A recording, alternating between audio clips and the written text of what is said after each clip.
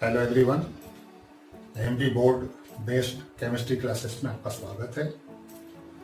आप मेरे वीडियोस को लाइक, सब्सक्राइब और शेयर जरूर करें, जिससे आपको लगातार मेरे नए नए वीडियो मिलते रहें और आप कोई भी वीडियो मिस ना करें।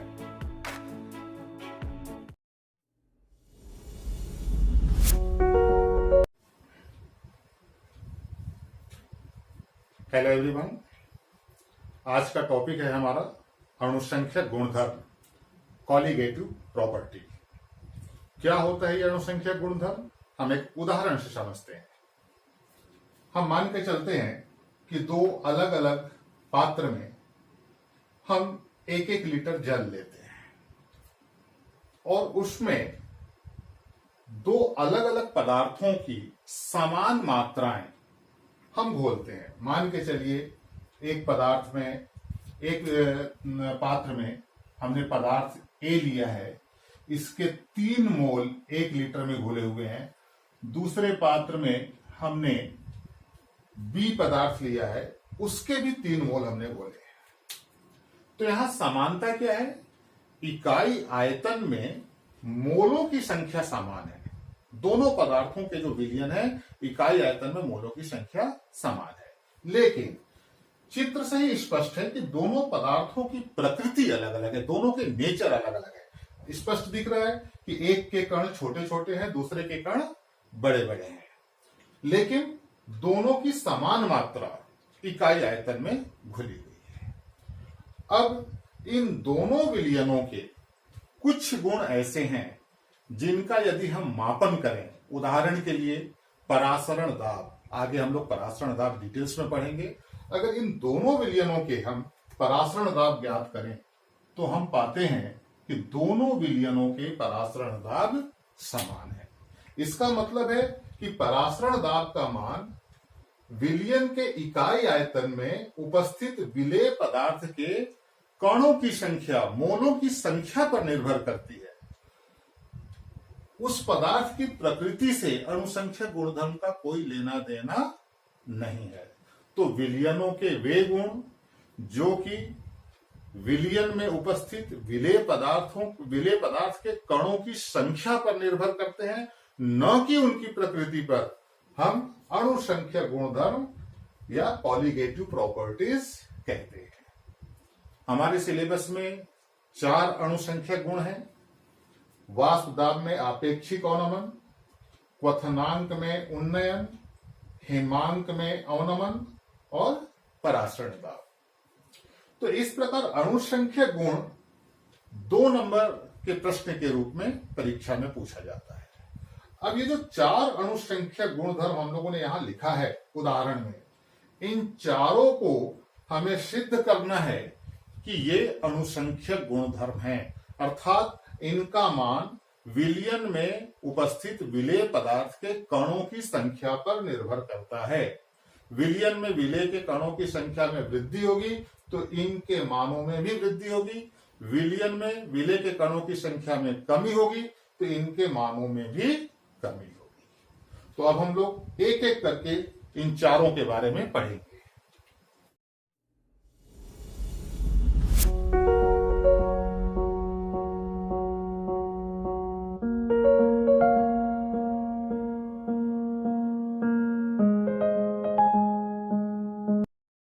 अब हम लोग वाष्प दाब में आपेक्षिक अवनमन को सिद्ध करेंगे कि ये एक अणुसंख्यक गुण है, अर्थात वाष्प दाब में आपेक्षिक अवनमन का मान विलयन में उपस्थित विलेय पदार्थ के कणों की संख्या पर निर्भर करता है, मोलों की संख्या पर निर्भर करता है। लेकिन उसके पहले ये वाष्प दाब में आपेक्षिक अवनमन क्या है, इसको समझ लेते हैं। हम लोगों ने इसके पहले वाले चैप्टर में, पहले वाले टॉपिक में देखा है कि शुद्ध विलायक का वाष्प दाब अधिकतम होता है और शुद्ध विलायक में जब कोई अवाष्पशील विलेय किया जाता है तब विलयन के वाष्प दाब में कमी हो जाती है। शुद्ध विलायक के वाष्प दाब को हम P0A से प्रदर्शित करते हैं और जब विलयन बन गया तो विलयन में जो विलायक का वाष्प दाब है उसको हम PA से प्रदर्शित करते हैं। अब P0A हमेशा अधिकतम मान होता है। विलयन का वाष्प दाब हमेशा शुद्ध विलायक से कम होगा। कब? जब कोई अवाष्पशील विलेय घोला जाता है। तो कितनी कमी हुई, इसको हम कैसे ज्ञात करेंगे? P0A माइनस PA, ऐसा करेंगे तो वाष्प दाब में कितना अवनमन हुआ वो ज्ञात हो जाएगा। वेपर प्रेशर में लोअरिंग ज्ञात होगा। अब यदि ये जो वाष्प दाब में अवनमन है, इसकी हम तुलना कर देते हैं शुद्ध विलायक के वाष्प दाब से, तो ये जो राशि है इसी को हम कहते हैं वाष्प दाब में आपेक्षिक अवनमन। और इसी को सिद्ध करना है कि इसका मान विलयन में विलेय पदार्थ के कणों की संख्या पर निर्भर करता है। इसे सिद्ध करने के लिए हम फिर से अवाष्पशील विलेय युक्त विलयनों के लिए जो हमने राउल्ट का नियम पढ़ा है उसमें चलेंगे। अवाष्पशील विलेय युक्त विलयनों के लिए राउल्ट का नियम क्या है? PA बराबर से P0A इंटू XA। हम जानते हैं कि राउल्ट के नियमानुसार स्थिर ताप पर अवाष्पशील विलेय युक्त विलयन में विलायक का वाष्प दाब शुद्ध विलायक के वाष्प दाब और विलायक के मोल प्रभाज के गुणनफल के बराबर होता है। इसको हम समीकरण नंबर 1 मान लेते हैं। हम जानते हैं कि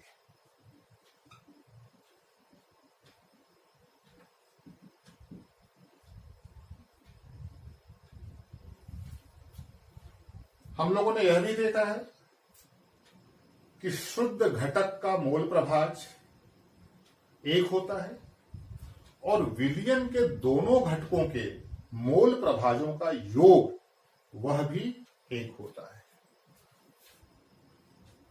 परंतु XA प्लस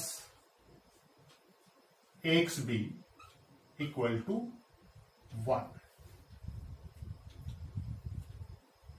XA का मान हम XB के रूप में निकाल सकते हैं। XA बराबर 1 माइनस XB। ऐसा इसलिए किया क्योंकि हमें सिद्ध करना है कि वाष्प दाब में आपेक्षिक अवनमन किस पर निर्भर करता है? विलेय पदार्थ के कणों की संख्या पर।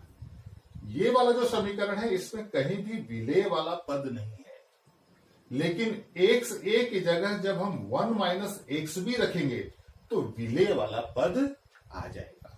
तो इसको हम समीकरण नंबर 2 मान लेते हैं। समीकरण 2। अब समीकरण 1 में जहां XA है वहां क्या रख देंगे? 1 माइनस XB। समीकरण 1 व 2 से हमें क्या प्राप्त हो जाएगा? PA बराबर से P0A और XA की जगह हमने रख दिया 1 माइनस XB। ये जो व्यंजक प्राप्त हुआ है इसको सरल कर लेंगे। PA बराबर से P0A माइनस P0A XB। पाक्षांतर कर लीजिए। पाक्षांतर करने के बाद हम डायरेक्ट लिख सकते हैं P0A माइनस PA बराबर से P0A XB। आप चाहें तो एक स्टेप बढ़ा सकते हैं, मैंने डायरेक्ट लिख दिया। ये अभी हमने देखा P0A माइनस PA क्या है? वाष्प दाब में अवनमन। आपेक्षिक अवनमन के लिए ये P0A को नीचे ले आते हैं।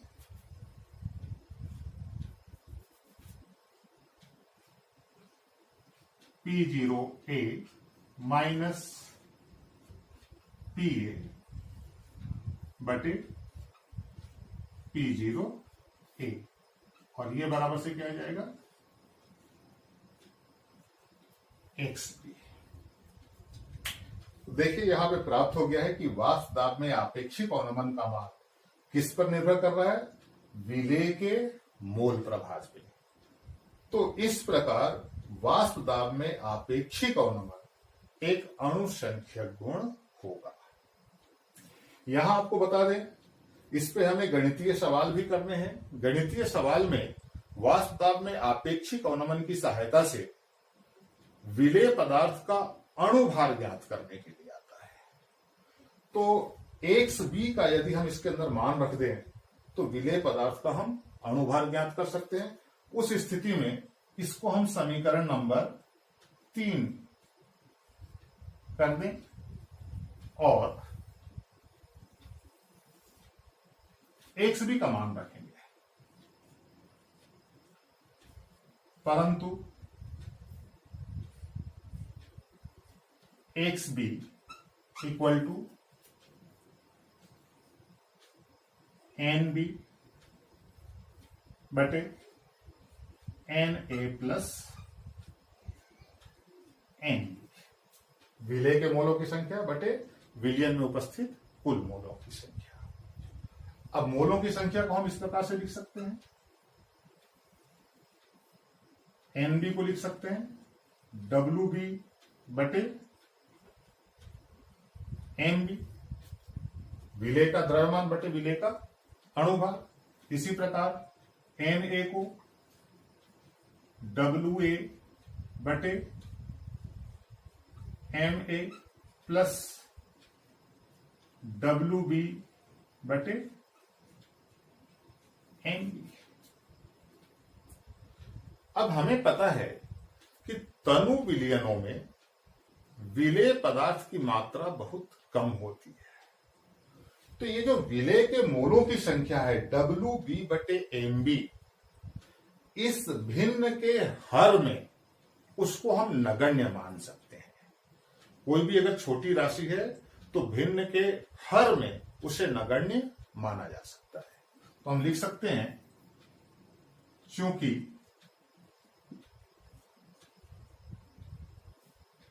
WB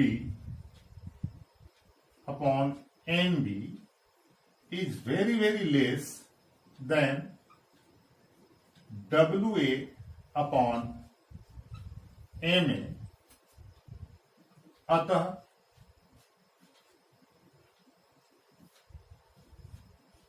उपरोक्त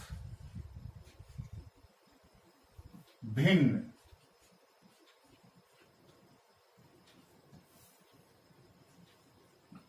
के हर में इसे नगण्य मानने पर हम नगण्य मान सकते हैं। कहा? हर में।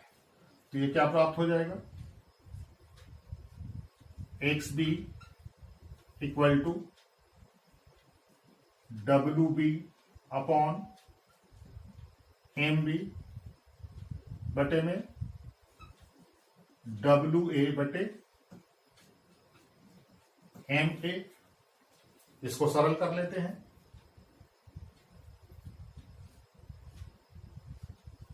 XB बराबर से हो जाएगा WB बटे MB गुणित MA बटे WA। इसको मान लेते हैं हम समीकरण नंबर 4। अब समीकरण 3 में जहां XB है वहां इसको रख सकते हैं। अतः समीकरण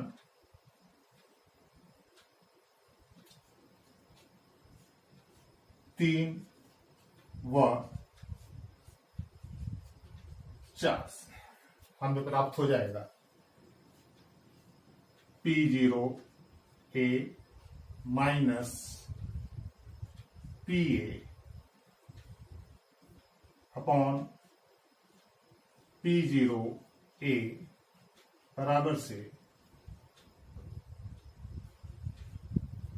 WB बटे MB इंटू MA बटे WA। तो इस प्रकार ये जो व्यंजक प्राप्त हुआ है इसमें विलेय पदार्थ का अणुभार आ गया। तो विलेय पदार्थ के अणुभार के अतिरिक्त अन्य मान यदि ज्ञात हों तो हम विलेय पदार्थ का अणुभार ज्ञात कर सकते हैं। आगे इस चैप्टर में हम लोगों को न्यूमेरिकल देखना है, उसमें इस सूत्र का उपयोग करेंगे। न्यूमेरिकल कितनी सरलता से कर सकते हैं इसको हम लोग अलग से देखेंगे। एक अलग से वीडियो आपको दूंगा जिसमें न्यूमेरिकल के ट्रिक्स बताएंगे। न्यूमेरिकल बहुत ही सरलता से आप कर सकते हैं, ये सब हमें न्यूमेरिकल में देखना है। तो इस प्रकार हम लोगों ने वाष्प दाब में आपेक्षिक अवनमन देखा। इसको स्टार्ट करना है राउल्ट के नियम से। बाकायदा राउल्ट के नियम की परिभाषा आपको लिखनी पड़ेगी। हम जानते हैं कि स्थिर ताप पर किसी अवाष्पशील विलेय युक्त विलयन में विलायक का वाष्प दाब शुद्ध विलायक के वाष्प दाब और विलयन में उसके मोल प्रभाज के गुणनफल के बराबर होता है। यहां दे देंगे समीकरण नंबर 1। इसके बाद हम लोग कंटिन्यू यहां तक चलेंगे। यहां तक 3 नंबर का एक प्रश्न आता है।